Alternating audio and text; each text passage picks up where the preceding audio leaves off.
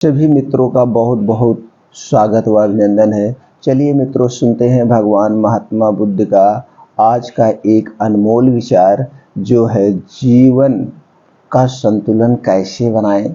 उसके बाद स्वास्थ्य से संबंधित बहुत ही महत्वपूर्ण जानकारी आज हम जानेंगे। अपने आंतों को सुरक्षित व उसकी सफाई कैसे करें। तो दोस्तों चलिए सुनते हैं भगवान महात्मा बुद्ध का अनमोल विचार। यदि जीवन का संतुलन बिगड़ा और थकान आई तो समझ लीजिए कि बीमारियां आई, और यदि वापस ऊर्जा अर्जित करने के लिए विश्राम किया जा रहा है तो ऐसी थकान वरदान भी साबित हो सकती है। इन दिनों जिस तरह की हमारी जीवन शैली है, इसमें असंतुलन बहुत अधिक है। सुबह उठने से लेकर रात को सोने तक शरीर की सब कुछ नियमित क्रियाएं हैं। सब शरीर की कुछ नियमित क्रियाएं हैं। आदमी उसे भूल गया है। गौतम बुद्ध बहुत काम करते पर कभी थकते नहीं थे। आज भी कई साधु संत उतना ही परिश्रम कर रहे हैं जितना एक कारपोरेट जगत का सफल व्यक्ति करता है। और जब वह रात को सोते हैं तो पूरी बेफिक्री के साथ चिंता रहित होकर सोते हैं। बुद्ध से उनके शिष्यों ने एक बार पूछा था, आप थकते नहीं? बुद्ध का उत्तर था, जब मैं कुछ करता ही नहीं तो थकूंगा कैसे। दोस्तों ध्यान से सुनिएगा, जब मैं कुछ करता ही नहीं तो थकूंगा कैसे। बात सुनने में अजीब लगती है, लेकिन है बड़ी गहरी। अध्यात्म ने इसे साक्षी भाव कहा है। स्वयं को करते हुए देखना, यह वह स्थिति होती है जब तन सक्रिय और मन विश्राम की मुद्रा में होता है। आज ज्यादातर लोग असमय अकारण थक जाते हैं, जिसका एक बड़ा कारण असंतुलित जीवन है। एक होता है थकान को महसूस करना और दूसरा है स्वाभाविक थकान। जिस समय आपकी रुचियों, इच्छाओं और भूल स्वभाव में धीमापन आने लगे, अकारण चिड़चिड़ाहट हो जाए, समझ लें कि वह थकान बीमारी है। इसलिए प्रतिदिन योग, प्राणायाम और ध्यान करें। ये क्रियाएं अपने आप में एक विश्राम है। करने वाला कोई और है, हम तो महज उसके हाथों की कठपुतली हैं। यह मनोभाव भी थकान को मिटाएगा। क्या दिक्कत है ऐसा सोच लेने में? दोस्तों यही है हमारे जीवन का असंतुलन का सबसे बड़ा कारण। तो दोस्तों अपने जीवन को संतुलन बनाएं, जीवन चिंता मुक्त जिए। कभी कोई थकान नहीं आएगी और कभी कोई बीमारी नहीं आएगी। चलिए मित्रों, अब हम जानते हैं आंतों में, नसों में सालों का जमा विषैला पदार्थ कैसे बाहर निकालें। मित्रों, आपके पास कपड़ा है, आप रोज डेली कपड़े को पहनते हैं, और उस कपड़े को अगर आप कहीं काम करने जा रहे हैं तो 3 दिन 4 दिन में उसकी धुलाई कर देते हैं। लेकिन क्या आपने सोचा, आप अपने आंतों की, अपने पेट की, अपने नसों की कभी धुलाई की? कभी धुलाई की? इसके बारे में शायद आपने नहीं सोचा होगा। आप सोच रहे होंगे आंतों की, नसों की भी धुलाई होगी, इसमें भी कचरा जमते हैं। जी हाँ मित्रों, इसमें भी कचरा जमते हैं। जैसे आपने कोई भी बाहर का बना हुआ वस्तु खाया, टॉफ़ी, बिस्कुट, टमाटो सॉस, कोई भी पेय पदार्थ आप ले रहे हैं, उसमें क्या क्या मिला है शायद नहीं पता है। उसमें आर्टिफिशियल कलर मिला है, उसमें प्रिवेंट डाले गए हैं, और तरह तरह के उसके स्वाद बढ़ाने के लिए और केमिकल मिलाकर उसे हमारे मन मार्फिक स्वादिष्ट बनाया जाता है, जिसे हम बड़े चाव से खाते हैं। और जब वही दाग, कभी आप ध्यान से, कभी आप चाय पी रहे हैं, कभी आप टमाटो सॉस खा रहे हैं, तो कुछ सब्जी खा रहे हैं, जब आपके कपड़ों पर गिर जाती है और वहाँ पे क्या होता है, दाग लग जाता है और उसे आप छुड़ाते हैं किसी केमिकल से, साबुन से नहीं छूटता है तो कुछ केमिकल आते हैं कपड़ों को दाग छुड़ाने वाले, उसे आप लगा करके उसकी सफाई करते हैं। तो क्या आपने कभी सोचा, जब ये हमारे कपड़ों में दाग लगा सकते हैं तो मेरी आंतों में दाग कैसे नहीं लगाएंगे। यही थोड़ा थोड़ा कचरा जाके मेरे आंतों में जब कचरा जमते जाते हैं तो कचड़ों जमते जमते जमते जमते फिर बड़ा गंभीर रूप ले लेता, गंभीर बीमारी का रूप ले लेता। और जो छोटी मोटी हम डेली दिनचर्या में गलतियां करते हैं, खाना खाना में गलतियां करते हैं, पानी पीने में गलतियां करते हैं और एक दूसरे के विपरीत वाले भोजन भी होते हैं जो हम जाने अनजाने में खा रहे, और यही छोटी छोटी गलतियां हमें बीमार बना देती हैं। हमारे ऋषि मुनि क्यों स्वस्थ रहते थे, उन्हें पता था हमें इन नियमों का पालन करना है। ये प्रकृति के जो नियम है ना, हमें प्रकृति के नियमों के हिसाब से चलना चाहिए। हमारी शरीर किस पे बने, हमारे प्रकृति पे डिपेंड है। अगर हम इन प्रकृति के नियमों के हिसाब से अपने आप को ढालते हैं, अपने आप से सोते हैं, जागते हैं समय के अनुसार, और जो प्रकृति के हिसाब से हमारे इस धरती पर उगता है, नेचर के हिसाब से उगता है, उसे हम खा रहे हैं, और एक दूसरे के विपरीत जो आयुर्वेद का आता भोजन होता नहीं खाना चाहिए। जैसे एग्जाम्पल के लिए, जिस दिन आप करेले की सब्जी खा रहे हैं, हमें दूध नहीं खाना चाहिए। अगर हम दूध खा रहे हैं तो उस दिन दही, हमें दही दोनों साथ में नहीं लेना चाहिए। तो इसी तरह से ये सारी चीजें हैं, इन नियमों का पालन करना है। तो दोस्तों, आपको स्वस्थ और निरोग रहना है तो यही नियमों का पालन करना हो। चलिए पहले ये जान लेते हैं पेट में खाना सड़ने का कारण क्या। कारण, लक्षण, इसके बहुत से कारण है, एक कारण नहीं है। जब हम खाना खाने के नियमों का पालन नहीं करते हैं, पानी पीने के नियमों का पालन नहीं करते हैं, तो ये क्या होता है, ये सारी चीजें जा करके छोटी छोटी गलतियां बड़े रूप ले लेते। अब हम खाना खा रहे हैं, खाना खाने के समय अगर हम पानी पी लेते हैं तो खाना मेरा पचेगा नहीं, वो खाना हमारा सड़ता है, और जब खाना सड़ता है तो सारा शरीर में 100 तरह की बीमारियां उत्पन्न करता है। इसलिए खाना खाते समय हमें कभी भी पानी नहीं पीना चाहिए। खाना खाने के 1 घंटे पहले पानी पी सकते हैं, खाना खाने के 2 घंटे के बाद पानी पी सकते हैं। जब भी खाना खाएं, हमारा खाना मुंह से ही पचना शुरू होता है, तो उसे हम खूब चबा चबा के खाना खाएं, और यही जो लार होती है, मुंह में सलाइवा होती है, यही हमारे खाने को पचाती है। तो ये हम ज़्यादा से ज़्यादा खाने के साथ हमारे पेट में जाना चाहिए, और जो भी हम खाना खाएं वो एक सीमित मात्रा में खाएं। जो खाएं वो मेरा खाना पच जाना चाहिए, और जब तक हमें खूब तगड़ी भूख का एहसास ना हो, हमें खाना नहीं खाना चाहिए। ऐसे ही कुछ नियम है, इसे हमें पालन करना पड़ेगा। अगर हम इस पर चर्चा करें तो वीडियो बहुत लंबी हो जाती। तो दोस्तों, अगर आप बिना दवा के अपने आंतों की सफाई करना चाहते हैं तो इन खाने के नियमों का पालन करिए, और कुछ ऐसे हमारे बीच में सब्जियां हैं, उन सब्जियों का कॉम्बिनेशन बनाइए, उसको उसी मात्रा में लीजिए, तो ये क्या करेंगे, साफ कर देंगे, हमारे आंतों को साफ कर देंगे।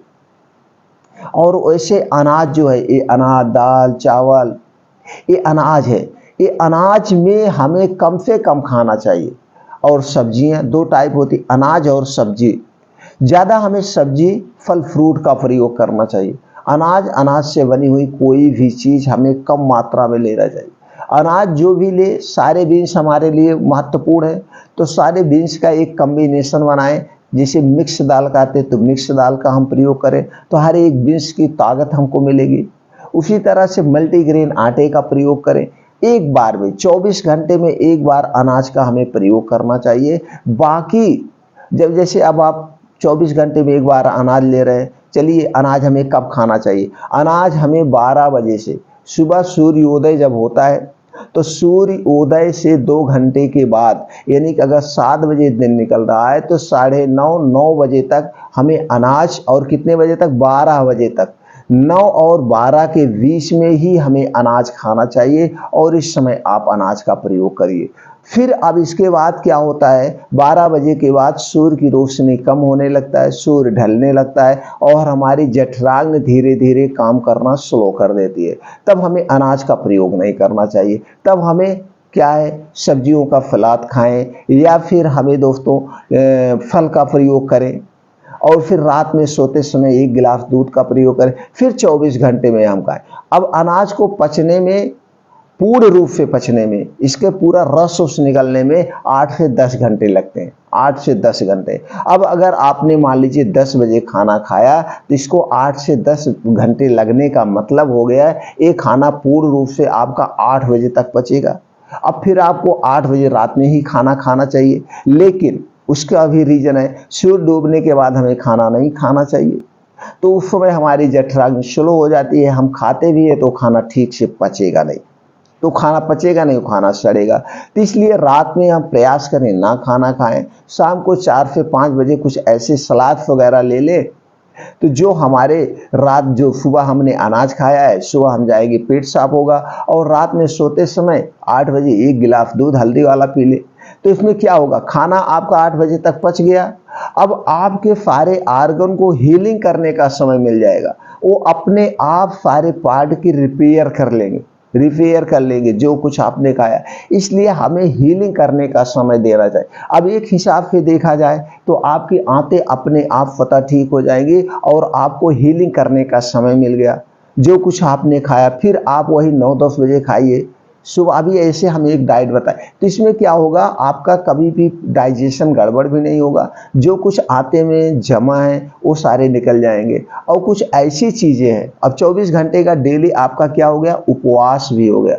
आपने 10 बजे खाना खाया फिर 10 बजे खाना आप खा रहे हैं, ऐसा अभी कुछ हम आगे आपको बताने वाले हैं चार्ट, कैसे आप खाएंगे और आपको न्यूट्रिएंट्स प्रोटीन भी मिलेगा, आपके आंतों की हीलिंग भी हो जाएगी। लेकिन उसके पहले कुछ महत्वपूर्ण बिंदुओं पर चर्चा कर लें, तब वो समझ में आता है। तो दोस्तों कहने का सीधे से तात्पर्य है, आपका 24 घंटे का उपवास हो गया, आपकी बॉडी को हीलिंग हो गई। और कुछ ऐसी चीज़ें हैं जो हमें डेली अपने खाने में शामिल करना चाहिए। तो इसके लिए समझने के लिए, ये आपका शरीर 3 दोष से बना है, वात दोष, पित्त दोष और कफ दोष। अगर हमारे शरीर का ये 3 दोष जब डिसबैलेंस होते हैं तभी हमारे शरीर में कोई भी बीमारी उत्पन्न होती है, अन्यथा कोई बीमारी नहीं होगी। तो हमें इन तीनों चीज़ों को बैलेंस करके रखना पड़ेगा। अब इन 3 चीज़ों को बैलेंस करने के लिए, अब जैसे वात दोष सुबह के समय होता है तो हमें कुछ ऐसी चीज़ें हैं, तली भुनी चीज़ें सुबह हमें नहीं खानी चाहिए, नहीं तो हमारा वात दोष डिस्टर्ब हो जाएगा। सुबह का खाना हमारा सात्विक पौष्टिक खाना होना चाहिए। और दोपहर के खाने से आपका पित्त दोष होता है, तो दोपहर के खाने में आपको जो है खाना ही नहीं खाना है। और एक आध बार दिन भर में आपको अजवाइन पानी ले लेना चाहिए, या अपने सब्जी में अजवाइन, दाल में, सब्जी में आप अजवाइन डालिए, मेथी डालिए। ये 2 चीज़ें बहुत ज़रूरी है। अगर आप अजवाइन का प्रयोग कर रहे हैं तो आपको पित्त दोष नहीं होगा। आप मेथी का प्रयोग कर रहे हैं खाने में, सब्जी में डालिए, तो मेथी का प्रयोग अगर आप कर रहे हैं तो आपको जो है कफ दोष नहीं होगा। तो कफ दोष जब नहीं होगा तो कफ से संबंधित बीमारियां नहीं होगी। ये सारे बैलेंस करके आपको अपने शरीर के तीनों दोष को रखना पड़ेगा, तो आपको कोई बीमारी नहीं होगी। तो ये चीज़ें हो गई। अब कुछ चीज़ें हमें अवॉइड करना होगा जो कि हमें गैस के कारण बनती हैं, हमारे खाने को सड़ाती हैं। और फिर अभी आप चर्चा करेंगे नसों में, हमने अभी तो आंतों से संबंधित बात कर रहे हैं, अब नसों में भी कचरा जमता है उसको भी जान लेते हैं। लेकिन इसके कुछ चीज़ें आपको अपना खाने से हटाना पड़ेगा जो कि हमारे आंतों में जाके चिपकता है। जैसे कि चीनी से बनी हुई कोई भी वस्तु मत खाइए, मैदा से बनी हुई कोई भी चीज़ मत खाइए। मैदा चिकना होता है और चिकना चीज़ जाके हमारे आंतों में चिपकते हैं। बनता तो गेहूं के आटे से, लेकिन ऊपर की एक परत निकाल ली जाती है, जिसमें फाइबर पाया जाता है जो कि मेरे स्वास्थ्य के लिए लाभदायक। अब जब उसमें फाइबर ही नहीं है, उसे खाने से मेरे कोई मतलब नहीं है। इसलिए हमें गेहूं से मैदा से बनी कोई वस्तु नहीं प्रयोग करना चाहिए, चाहे वो चाय, समोसा, ब्रेड। लेकिन हर एक चीज़ मैदे से बनता है, वो मेरे लिए भाता है, मेरे लिए अच्छा लगता है, मेरे स्वाद के हिसाब से बनाया जाता है। चाहे वो मिठाई हुआ, चाहे चाय, समोसा, पकौड़ी, ब्रेड, बिस्किट हुआ, सब कुछ में मैदा बनता है। तो आपको स्वस्थ व निरोग रहना है तो आज अभी से मैदा से बनी हुई, चीनी से बनी हुई जितने भी सामान है सबको अपनी ज़िंदगी से कट कर दीजिए, निकाल दीजिए। अगली चीज़ है रिफाइंड तेल।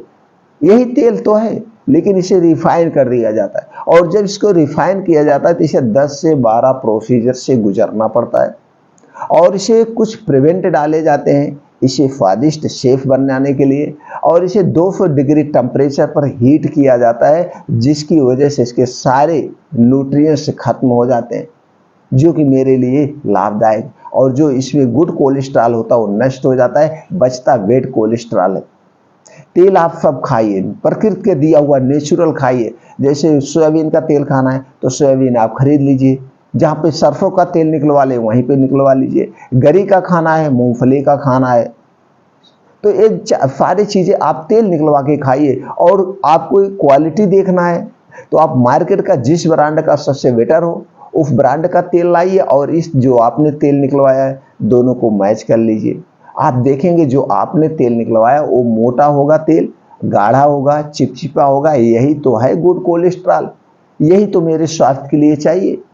लेकिन जो मार्केट से आप लाते हैं एकदम पानी की तरह झलकता हुआ चमक रहा है, वो क्या है? बैड कोलेस्ट्रॉल पाया जाता है जो हमारे शरीर में जाके जमता है, आंतों में जमता है, नसों में जमता है, और ये धीरे धीरे जाकर के heart attack, blood pressure, blood sugar का कारण बनता है। तो रिफाइंड और डालडा और इन दोनों चीज़ों से बनी हुई कोई भी वस्तु मत खाइए, स्वस्थ और निरोग रहना है। और अगली चीज़ है दोस्तों, डिब्बा बंद कोई भी पैकेट, डिब्बा बंद जूस पैकेट जितने भी चीज़ें हैं ना, इन्हें आप आज से ही लेना बंद कर दीजिए। इसमें हमने पहले बता दिया प्रिवेंट डाला जाता है, आर्टिफिशियल कलर डाला जाता है, और इसमें बेस मिलाया जाता है, जो तीनों चीज़ें हमारे स्वास्थ्य के लिए घातक है, खतरनाक है। और अगली चीज जो है दोस्तों, आपको कोई भी ठंडा पेय पदार्थ नहीं पीना है। जितने भी ठंडा पेय पदार्थ, चाहे वो आर्टिफिशियल जूस हुआ, जूस आपको पीना है, मौसमी का जूस पीना है, सेब का जूस पीना है, जो कुछ आपको पीना है वो सारी चीजें आप नेचुरल निकाल लीजिए। लाइए सेब खरीद के आप निकाल लीजिए, या दुकान पे जाइए तुरंत ताजा ताजा निकलवा के अपनी आंख के सामने पीजिए। ये प्योर नेचुरल है, सेफ है, ये आपके स्वास्थ्य के लिए हानिकारक नहीं है। ये चीज़ें खाना चाहिए। और अगर आप वात, पित्त, बैलेंस तीनों को मेंटेन रखना चाहते हैं, और आप सोचते हैं कि आपका जो कुछ भी खा रहे हैं ये आपको सड़े ना, ये आपका शरीर सुरक्षित रहे, तो इसके लिए आप 24 घंटे गर्म पानी का प्रयोग करिए। गर्म पानी आपके स्वास्थ्य के लिए बहुत ही लाभदायक, उसका भी साइंटिफिक रीजन है। आपके शरीर का तापमान 37 डिग्री सेल्सियस है, और ऊपर से जब आप पानी ठंडा पीते हैं तो दोस्तों वो आपके शरीर के आर्गन को डिसबैलेंस कर देता है, और फिर आपका ये शरीर उस पानी को अपने में ढालने के लिए, अपने बराबर बनाने के लिए उसे एक्स्ट्रा मेहनत करना पड़ता है, तब जाकर के वो 37 डिग्री सेल्सियस पर फिर बराबर पे लाता है टेम्परेचर को। इसलिए कभी भी ठंडा पानी का प्रयोग ना करें, ये आपके वात, पित्त तीनों दोषों को गड़बड़ कर देता है। आपको स्वस्थ व निरोग रहना है तो ठंडी चीज अपने जिंदगी से आज से निकाल दीजिए। आपका वात, पित्त तीनों चीज बैलेंस में रहेगा। बात रोग क्या है, इससे संबंधित वीडियो पड़ी देख सकते हैं। पित्त कफ, सारी चीज़ों का वीडियो पढ़िए, देख सकते हैं। प्रकृति के क्या नियम है, और 121 नियम वाला वीडियो जरूर देखिएगा मित्रों, उसमें सब कुछ हमने बताया है, कब खाना चाहिए, क्या खाना चाहिए, कैसे खाना चाहिए, आपको बहुत ही हेल्प होगा। अब हम चलिए जानते हैं नसों में जो कचरा जमता है। नसों में कैसे कचरा जमता है, नसों की एसिडिटी कैसे बनती है दोस्तों? जब हम ये उल्टा सीधा खाते हैं, और यही उल्टा सीधा खाना हमारे पेट में जाता है, गैस, एसिडिटी, कब्ज बनता है। और गैस, एसिडिटी, कब्ज जब बनता है जब आपका खाने में सड़ता है, खाना सड़ता है, ठीक से पेट साफ नहीं होता, लेट्रिन साफ नहीं होती है, उसका भी हमने रीजन बताया। जब आपका खाना पचेगा नहीं, और खाना पचा नहीं, फिर आपने खा लिया तो सारी चीज़ें सड़ता गया, और धीरे धीरे आपको कब्ज का कारण हो गया। कितने लोग ऐसे हैं लेट्रिन बैठे रहते हैं आधा घंटा, और लेट्रिन इतनी टाइट होती है, बहुत जोर लगाना पड़ता है, और जब आप जोर लगा के लेट्रिन करेंगे और लेट्रिन साफ नहीं होगा, टाइट होगा, तो दोस्तों उसके भी साले और तरह के रोग उत्पन्न कर देता है। लेट्रिन के रास्ते में क्या होगा, फट जाती है, रेटिन का रास्ता मुलायम होता है। फिर बवासीर, बवासीर, खूनी बवासीर, वादी बवासीर, ये बवासीर का रूप, यानी कि कहीं ना कहीं ये आपको शरीर को नुकसान करेगा ही करेगा। तो इन सारी बीमारियों का कारण आप हुए कि नहीं हुए, तो चीज़ें हटाइए, मन को कंट्रोल करिए, मन को कंट्रोल करिए। जैसे हमने भगवान महात्मा बुद्ध के उपदेश में पहले बताया, सब कुछ आपके हाथ में है, कैसे आप रहना चाहते हैं। तो ये चीज़ें ना, जो आपका खाना जब ये सड़ता है तो आपके पेट में गैस एसिडिटी बनती है और आप डॉक्टर के पास जाते हैं, तो डॉक्टर क्या देगा आपको, एसिड बन रहा है तो एंटासिड सिरप दे देगा, कोई भी ब्रांड का दे दिया, आप उसे जब तक पी रहे हैं आपको आराम है, लेकिन वो खाने पीने पे आप चेंजिंग नहीं कर रहे हैं।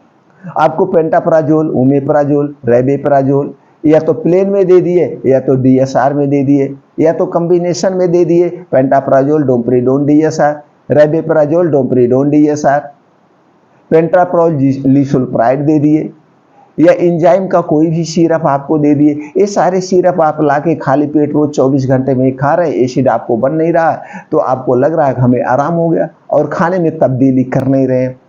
लेकिन जब ये कितना दिन तक आप खाएंगे, आपको एसिड भी बनना जरूरी है और एसिड बनने को रोक देता है। और जब आपके पेट में एसिड नहीं बनेगा धीरे धीरे, तो खाना कौन पचाएगा, एसिड ही तो खाने को गलाती है, खाने को पचाती है। एसिड हमारा ये शरीर अपने हिसाब से बनाता है, हमें इसे रोकना नहीं चाहिए, हमें इसे सब कुछ खाने से बैलेंस करना चाहिए। हम ऐसी चीज़ें खाएं कि जिससे एसिड ना बने, हम ऐसी चीज़ें ना खाएं कि जो एसिड बनाती हो। तो ये सारी चीज़ें आपको बैलेंस, तो यही गैस एसिडिटी बनते बनते जब रक्त की एसिडिटी बढ़ जाती है, रक्त में जाके अम्लता बढ़ जाती है और यही रक्त की अम्लता धीरे धीरे नसों में जमने लगती है, जो कि सबसे बड़ा कारण है heart attack, blood pressure, blood sugar और पैरालाइसिस। ये सारी खतरनाक बीमारियां होती हैं और ये सारी खतरनाक बीमारियां आपके बात रोग का कारण है। और बात रोग कब होता है, जब आपका दिनचर्या डिस्टर्ब, सारा कनेक्शन एक ही है। तो फिर आप डॉक्टर के पास पहुंचते, भैया हार्ट अटैक आ रहा है, तो डॉक्टर आपको क्या कहेगा, आपको फिर वो दवाई दी जाएगी खून पतला करने के लिए, खून पतला हो, ब्लड सर्कुलेशन ठीक हो, और आगे हो गया तो और आगे बढ़ गया तो आपको क्या डाल दिया जाएगा, छल्ला डाल दिया जाता है, एंजियोप्लास्टिक कर दी जाएगी। फिर आप चलते रहो जिंदगी भर दवा के भरोसे, लेकिन आपने मूल कारण को नहीं समझा। ये है मूल कारण। अब उसमें रक्त की एसिडिटी बन गई। अब रक्त की एसिडिटी बन गई तो आपको क्या लेना है, अल्काइन ही लेना है, क्षारी चीज़ें खाना है। अब सबसे ज़्यादा क्षारी चीज़ें जिसमें पाया जाता है, उस प्रोडक्ट को, उस सब्जी को, उस खाने को ज़्यादा से ज़्यादा शामिल करिए। लेकिन ऐसे डॉक्टर नहीं बताते, बस डॉक्टर के पास आते जाते रहो और खून पतला करने वाले, हार्ट को मेंटेन करने वाली दवा लेके आप जिंदगी भर खाते रहो। सबसे पहले आपके शरीर में कोई भी बीमारी उत्पन्न हो, ये आपका परम कर्तव्य है, उस बीमारी के बारे में डिटेल में जानिए और उसके कारण के बारे में जानिए, तब निवारण आपको आसान हो जाए। कितना मित्र वीडियो देखते हैं और जो एक पत्ती के बारे में हमने वीडियो बनाया या किसी चीज़ के बारे में, सर ये तो आपने बताया नहीं, आपने वीडियो तो भगा भगा के ऐसे देख लिया कि कहाँ ये बता रहे हैं, उस चीज़ को हम मेन पॉइंट पे सुन लें और उस चीज़ को जान लें, बाकी तो उसी में मिस्टेक हो जाता है। अरे जब भी वीडियो देखिए, आप मूवी 2.5 घंटे की बैठ के देखते हैं, 20 मिनट की वीडियो, 10 मिनट की वीडियो पूरा सुनिए, कुछ तो ज्ञान मिलेगा मित्रों। मैं तो कहता हूँ एक हमें पागल आदमी से भी ज्ञान मिलता है, बस ज्ञान लेने वाला चाहिए, ज्ञान चुराने वाला चाहिए।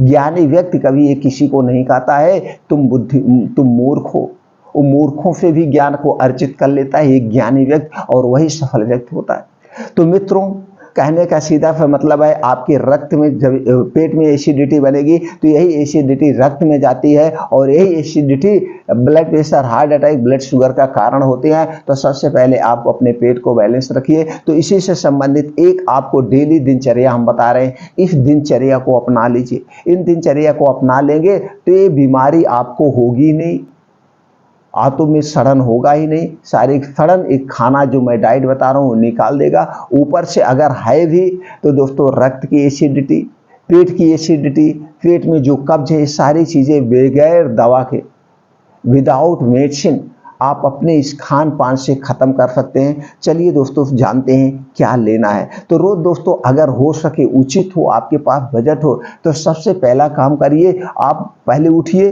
प्राकृतिक नियमों का पालन आपको जरूर करना है, स्वस्थ व निरोग रहना है। तो 10 से 11 बजे तक सो जाइएगा और 4 से 5 बजे जरूर उठ जाइएगा। उठने के बाद 3 से 4 गिलास गुनगुना पानी जरूर पीजिएगा। बैठ के आराम से सिप सिप करके, बासी मुंह, ये थूकना नहीं है, ये आपके पेट को डिटॉक्स कर देगा। आपके आंतों की धुलाई सुबह सुबह हो गई, जान लो। फिर चले जाइए, आपकी आंतों की धुलाई हो गई, पेट साफ हो गया, तो सारे आर्गन को, मसल्स जितने हैं उनका कुछ इधर उधर हिलाना डुलाना, जिसे हम योगा प्राणायाम मॉर्निंग वॉक कहते हैं। तो 5 बजे से 7 बजे 2 घंटे का आप मॉर्निंग वॉक जरूर दीजिएगा, 2 घंटे का। इसमें कुछ योगा करिए, अनुलोम विलोम, कपालभाति करिए और मॉर्निंग वॉक नंगे पांव खूब फास्ट तेज कदमों से चलिए, ये जरूर करिए। अभी मॉर्निंग वॉक करने के बाद आप 7 बजे जब घर आइए, दिन निकल चुका है। 7:30, 8, 7:30, 8 बजे या 7:15 बजे जब भी खाली पेट आप एक सेब खाइए। सेब आपके दिल को और आपके लीवर को स्ट्रांग बनाता है।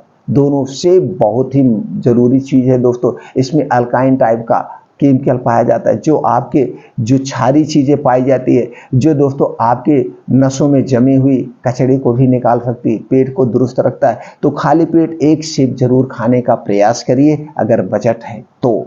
नहीं तो दोस्तों कोई बात नहीं है, आप खाइए। फिर आपको 24 घंटे में, हमने पहले बताया, एक बार वाला भोजन मैं नियम बता रहा हूँ। जैसे कहते हैं 24 घंटे का उपवास समझ लीजिए। 24 घंटे में एक ही बार अनाज लेना है और इस अनाज में सारी चीज़ें शामिल करके मैं एक कम्बिनेशन आपको बता रहा हूँ। 9 से 10 बजे या जिस हिसाब से आप काम पे जा रहे हैं, 11 बजे आप समय ले लीजिए। आप घर पे किसान हैं, काम कर रहे हैं, तो घर पे 11 बजे आए तो आप 11 बजे इस नियम को अपना लीजिए। आप ऑफिस में जा रहे हैं तो 9-10 बजे तो निकल ही जाएंगे, तो इस खाने को 9-10 बजे खाइए। फिर अगले दिन आपको 9-10 बजे ही खाना मिलेगा। अपने घर में ये रूल बना दीजिए कि सारा खाना हमारे घर सुबह सुबह ही बन जाएगा, जैसे कुछ गांव में आज भी बनता है। दोस्तों हम लोगों के घर सुबह 9 से 10 बजे खाना खा लिया जाता है, फुल खाना बस 24 घंटे में। फिर अगले दिन 9 से 10 बजे ही खाना खाया जाता है। तो 9 से 10 बजे क्या क्या लेना, आपको मिक्स दाल लेना, सारी मिक्स दालें, सारी बीन्स की आप पूछ सकते हैं। मिक्स दाल को आपको छौंका देना है। किससे किससे छौंका देना है? हींग से, हींग से और देसी घी से। हींग और देसी घी का, शुद्ध देसी घी गांव का, ये नहीं जो कंपनियां बेच रही हैं, कोई मतलब नहीं है। हमने पहले बता दिया, मैं किसी भी कंपनी पर ट्रस्ट नहीं करता हूं।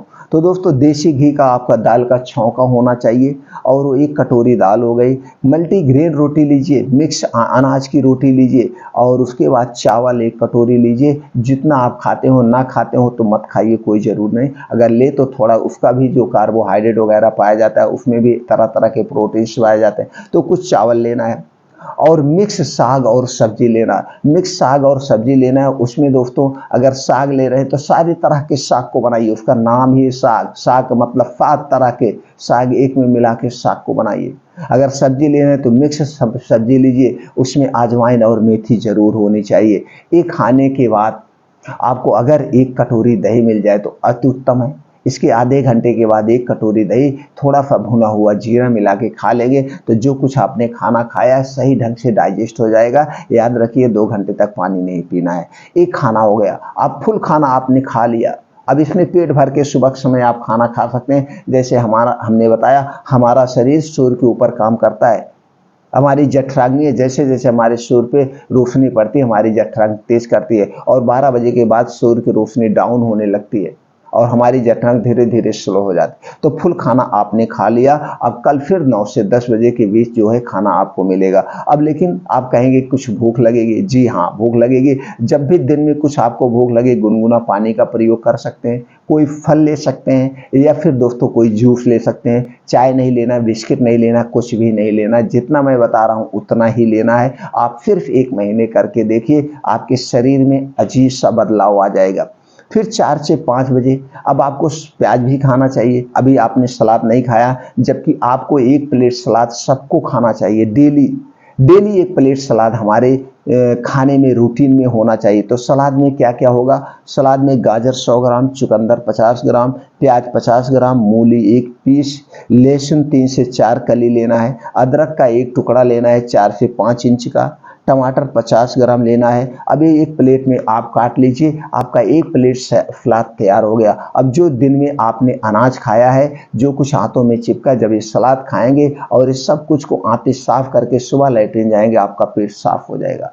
तो इसे एक प्लेट में काटने के बाद अब इसका स्वाद बढ़ाने के लिए आप इसमें भुना जीरा डाल सकते हैं, काली मिर्च का पाउडर डाल सकते हैं, और दोस्तों इसका स्वाद बढ़ाने के लिए सेंधा नमक या ब्लैक नमक आप डाल के इसी सलाद को खा लीजिए बैठ के। अब सारे प्रोटीन, न्यूट्रिएंट्स और जो सब्जियां होती हैं, आपको प्याज भी खाना चाहिए, रोज टमाटर भी खाना, सारी चीज़ों का एक अच्छा सा कॉम्बिनेशन है। अब 4 से 5 बजे जब ये प्लेट को आप खा लेंगे तो सारी भूख मिट गई, अब भूख लगना ही नहीं है। ये आराम से डाइजेस्ट भी हो जाएगा आपका 8 बजे तक। अब 8 बजे आपको क्या ले लेना है, 8 बजे एक लौकी का जूस ले लीजिएगा। सबसे ज़्यादा क्षारीय चीज़ लौकी होती है, लौकी हमारे लिए अमृत है।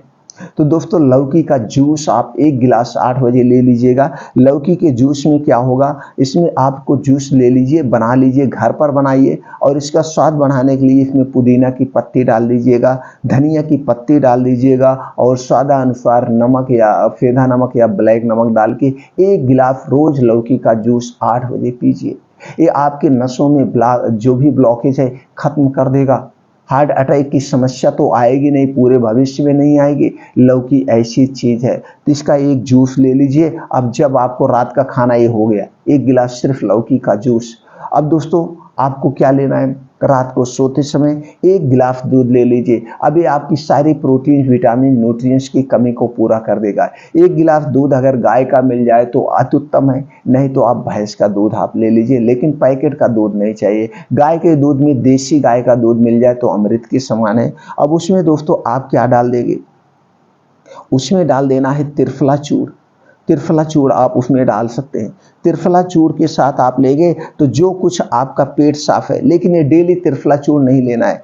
डेली त्रिफला चूर्ण, आपका अगर कब्ज की शिकायत है, आपको एसिडिटी लग रहा है, तो आप त्रिफला चूर्ण ले लीजिए। नहीं तो 1 आध हफ्ते त्रिफला चूर्ण आप ले लीजिए, आंतों की सफाई हो जाए तो उसके बाद सिर्फ दूध और हल्दी डाल के यही आप लीजिए। तो त्रिफला चूर्ण कितने दिन लेना है, जब तक आपको आंतों की सफाई करना है। 1 हफ्ते तक आप त्रिफला चूर्ण ले लीजिए, पूरी आंतें साफ हो जाएगी, पूरी आंतें आपकी साफ हो जाएगी, आपको कभी भी कोई समस्या नहीं होगी। या आप दूध के साथ भी त्रिफला चूर्ण ले सकते हैं, पानी के साथ भी लीजिए, चाहे दूध या पानी के साथ 1 चम्मच त्रिफला चूर्ण। 1 चम्मच का मतलब 6 ग्राम। अगर आपको ज़्यादा गैस है, कब्ज है, एसिडिटी है, आपकी लेटरिन बहुत टाइट हो रही, तो दोस्तों 1 चम्मच के बजाय 2 चम्मच कर सकते हैं, 1.5 चम्मच कर सकते हैं। ये नुकसान नहीं करता है। एक त्रिफला ऐसा रसायन है जिसका कोई नुकसान नहीं। तो दोस्तों ये प्रक्रिया अपनाकर आप अपने आंतों की, अपने नसों की सफाई कर सकते हैं, वॉश कर सकते हैं दोस्तों।